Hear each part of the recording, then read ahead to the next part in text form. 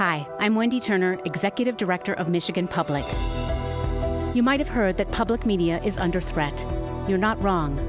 But I come to tell you that your voice has power. Visit protectmypublicmedia.org, contact your lawmakers, and take a stand today. From Michigan Public, this is It's Just Politics. I'm Zoe Clark. And I'm Rick Pluta. Today, 800 requests totaling more than $4 billion. New budget transparency debuts in Lansing. A couple of things stood out. One was just the sheer size of some of the projects. But that doesn't mean the budget process is smooth sailing. People are getting nervous. I think around town, more and more groups are concerned. That's coming up later in the show. But first, right now, in most elections, you choose a candidate, just one. But a movement to allow voters to rank multiple candidates, to choose a first, a second, and a third, wants to get on your 2026 ballot. In Michigan, the campaign is called Rank My, that's M-I, Vote. And it's gathered a lot of the same volunteers who worked on Michigan's successful redistricting campaign, voters, not politicians. As part of our look into ballot questions that you could be voting on in the midterms, we're talking today with Executive Director of Rank My Vote, Pat Zabawa. Pat, thanks for being here. Thank you, Zoe. Thank you, Rick. What is the problem that you're trying to solve? We at Rank My Vote believe that Michiganders deserve to be represented, have the right to be represented by candidates who've won over 50% of the vote, and that's increasingly not the case. In U.S. Congressional District 13, Sri Tanadar's Democratic primary win, he won with only 28% of the vote. Over 70% of voters voted for another candidate, and yet he's their current congressional representative. The 2024-2016 U.S. presidential races in Michigan, Donald Trump won less than 50% of the vote, and this is going to keep happening. With Mike Duggan's entry into the gubernatorial race next year, it's likely that our next governor will be elected with 45 or maybe even less than 40% of the vote and yet be the governor for all Michiganders. Ranked choice voting is what resolves that issue, creates candidates, creates elected representatives who represent more than 50% of Michiganders. And Ranked My Vote is here to bring that right to Michiganders. So how would it work? In a ranked choice voting election, voters have the opportunity to rank candidates by order of preference. A voter can rank their favorite candidate as their first choice, their next as their second choice, and so on. If your favorite candidate doesn't have the votes to win, your next choice is taken into account, and so on, until a candidate with over 50% of voters' support is found. And for voters, they can then vote their favorite candidate, even if their favorite candidate is a long shot. But aren't you asking voters to be strategic in terms of how they're choosing candidates as opposed to just voting for the candidate they believe in?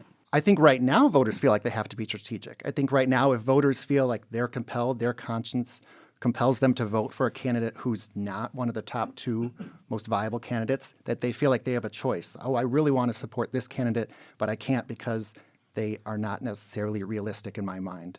Through ranked choice voting, they can then vote their conscience, vote their values, and have a say in the outcome of the election. Well, what about voters who show up to vote for someone and they don't do multiple ranked votes? They don't go down the list. Are they losing out? Is that fair? With ranked choice voting, voters have the option. They're not compelled to rank their candidates, but they get more power as they rank candidates. So it's up to the voter how much power they want to express through their ballot, just like it is today. What about party stalwarts, people who basically vote party line all the way down the ballot? Are they losing out? Certainly in a ranked choice voting election, voters who are party stalwarts are able to continue to vote for their party. But what ranked choice voting does is, even if they're continuing to vote that way, it entices their parties to attract more voters, to ask for other voters' second and third rankings. And what that does is it entices their party, compels their party to be more attractive to voters across Michigan, to institute policies that benefit all Michiganders. Now, a couple of states do use ranked choice voting, as do a number of cities. But ranked choice voting was voted down when it was on the ballot in actually a number of states just this past November. Is the momentum for ranked choice voting winding down? First, ranked choice voting is used statewide in Maine and Alaska, and in New York City and cities across this nation. Voters there, when surveyed afterward, like ranked choice voting and find it simple. Over 95% of New York City voters found it simple to use. In terms of the states that attempted reforms this past election cycle, we believe that they did not spend the time investing in the grassroots efforts that we are here in Michigan. And Michigan has a successful history of passing grassroots reforms built up by volunteers. When looking at these other campaigns that happen around the nation, we don't think they pulled off as successful of a grassroots campaign, and voters were not as aware of the benefits of ranked choice voting. But we do know from the cities and states that have implemented ranked choice voting that voters, once they know about it, like it and want to continue to use it. And so you'll be relying on a strong volunteer base, which you're really gathering. We're not only beginning to look for volunteers, but have a significant volunteer base already. Rank My Vote was formed from volunteers from the 2018 anti-gerrymandering effort in Michigan. It was formed in 2019. We went on as Rank My Vote to win ranked choice voting elections in Ann Arbor in 2021 and initiate ballot initiative processes in Kalamazoo, East Lansing, and Royal Oak in 2023 and win there. Katie Fahey, the leader of that 2018 anti-gerrymandering effort, the leader of VNP, Voters Not Politicians at the time, is our strategic advisor. And we've been able to use all of that infrastructure from our founding volunteers, carrying forward through our successful campaigns to have significant infrastructure around the state. So you need to get language in front of the Board of State Canvassers. If approved, you then begin to gather signatures. And for that, you have 180 days? Yep. Legally in Michigan, we have 180 days, and our target is to collect over 600,000 signatures. And if you get the signatures and voters approve it on the ballot in 2026, then when would ranked choice voting be implemented in Michigan? Our target right now is to begin implementing ranked choice voting in the 2028 election. That's Pat Zabawa. He is the executive director of Rank My Vote Michigan. Pat, thanks so much for explaining all of this today. Thank you. Thank you, Rick. Thank you, Zoe.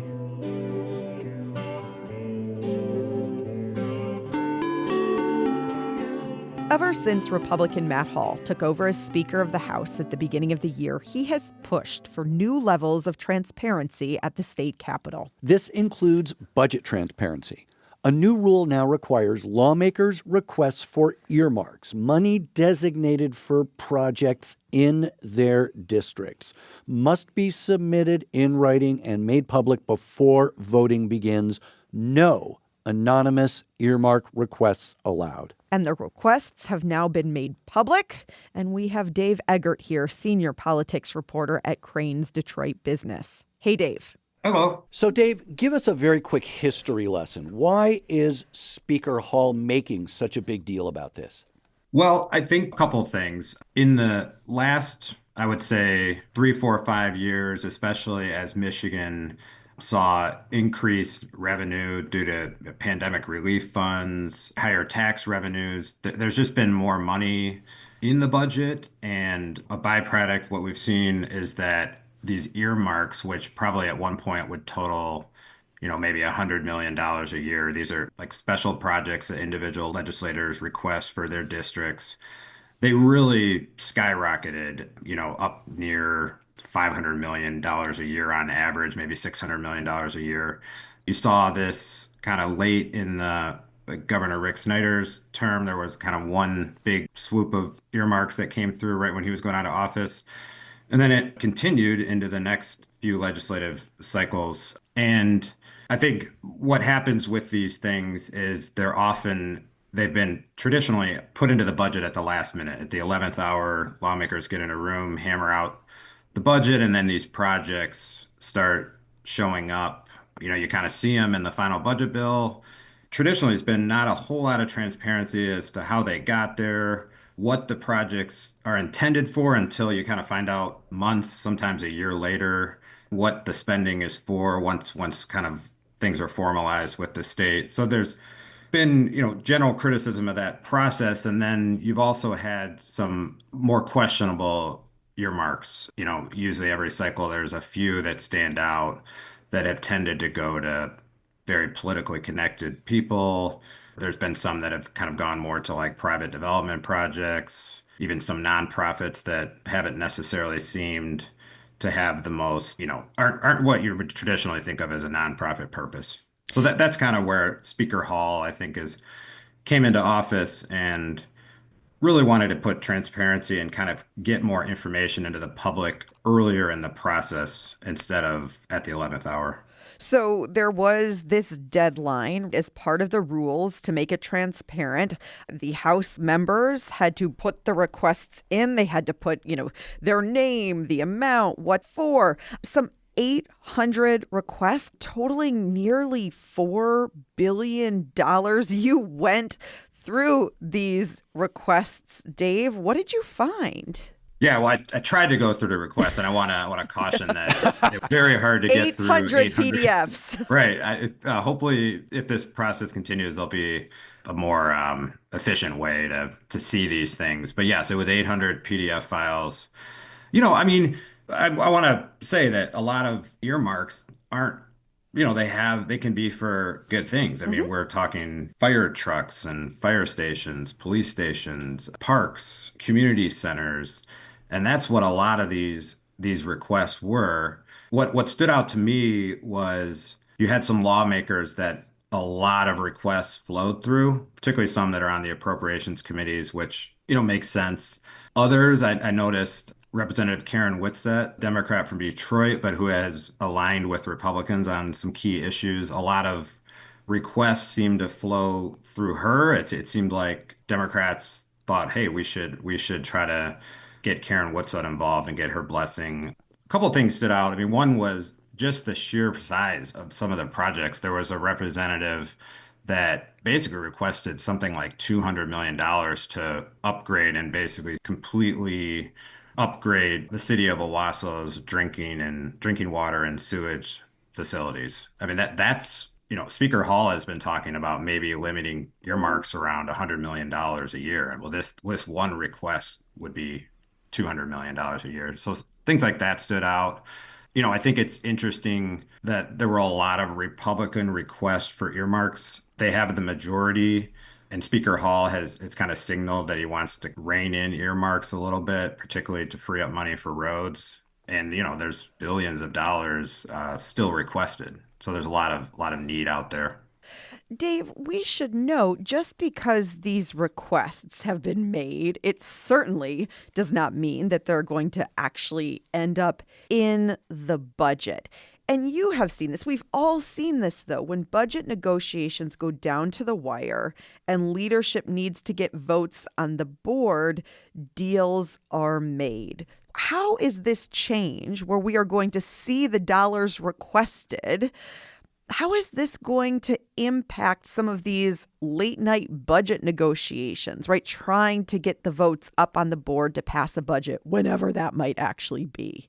Yeah, I mean, you raise a really good point. I think when push comes to shove and you need votes to pass, particularly what could be, I mean, if some sort of road funding deal gets done and you're having to cut money from other parts of the budget, those are going to be tough votes. And I think these earmarks are the kind of things that can get big bills like this across the line. I think the interesting thing will just be that we now know those projects. I think in the past we didn't really know about them. So I think you'll see a little more, less in theory, things that are kind of dropped in there that don't really pass the smell test. I think that's in theory the goal here. But in terms of the actually how this is going to work, I still think you're going to have like traditional politics involved. Yeah. I need something to vote for this bill I don't otherwise want to vote for. Yeah. We're speaking with Dave Eggert, senior politics reporter at Crain's Detroit Business. So, Dave, in the time that we have left, let's turn to the overall state budget and where things stand. We have gotten some continued hints from Speaker Matt Hall that he is not so sure, or maybe even hungry for getting this budget done by the statutory July 1st deadline. What is going on here? Yeah, I think he's hinted probably more strongly each week. It seems like does not have an interest in that July 1 deadline. I think he's just setting up if they're really going to try to get a road funding deal, which I think is going to be a big lift. It seems like he doesn't think they can do that in the next month and a half. His plan requires cutting money from other parts of the budget to help pay for roads. And he has signaled, and he said just this last week, it's not going to be a routine add 3% to the budget every year. We're going to really go through this thing thoroughly, look for reductions. So I think it just seems like he's trying to buy more time and drag into the summer to really comb through these budgets. And you kind of saw this earlier in the year when they passed a partial budget government shutdown prevention plan. That seemed to be a pretty early sign that this could drag into September. Right. This was this sort of surprise $20 billion budget, just bare bones. It was released on the same day that they put up the votes for it. Right. Dave, I'm curious just about the overall feeling in Lansing. Are folks getting nervous about the fact that this budget may come down to the wire?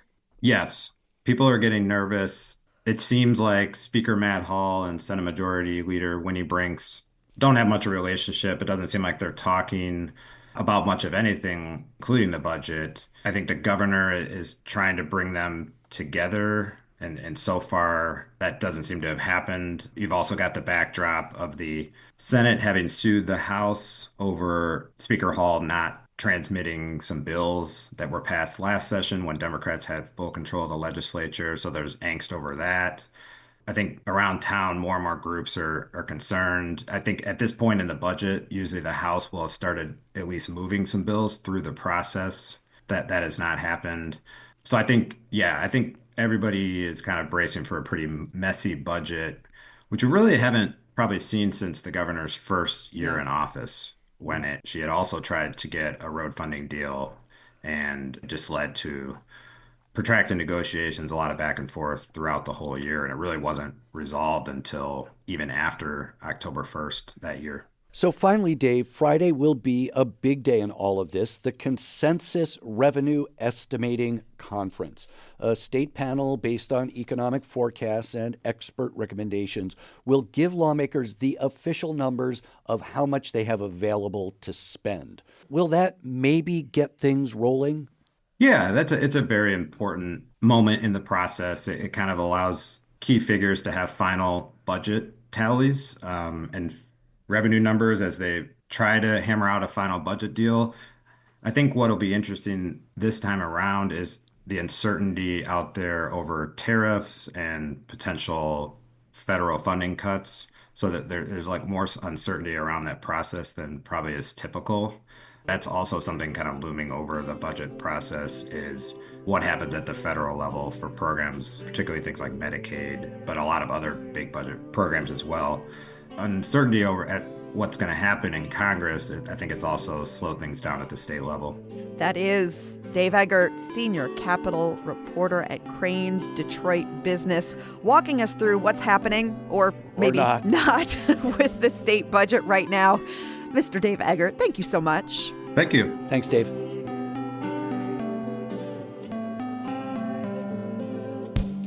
And that is It's Just Politics for today. I am Zoe Clark. And I'm Rick Pluta. Let's talk again next week.